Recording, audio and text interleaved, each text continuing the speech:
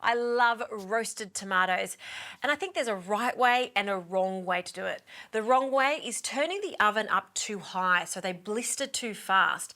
I like the temperature on a low heat, cooking them slowly so they retain all their beautiful colour and flavour. Have a look at these stunning tomatoes. They're grape shaped, and look at the colours, yellow, green, orange. They're just fantastic and they're full of flavour.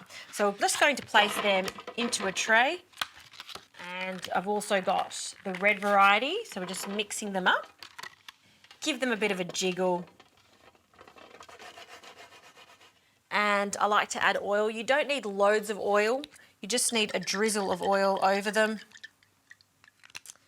Some salt. Tomatoes love salt, so a bit of salt. A clove of garlic and some thyme. You could also use rosemary. So this is going into the oven, 160 for about 20 minutes. I really want them to hold their shape, and I don't want to overcook the beautiful flesh in the centre.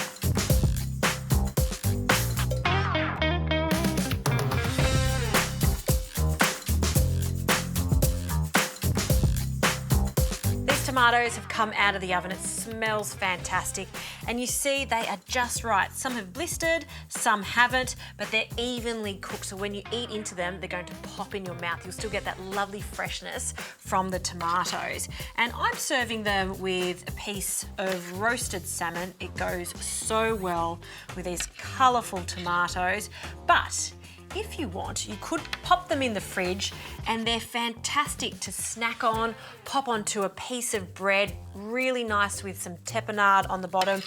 The list is endless on what you can do with these gorgeous sweet tomatoes.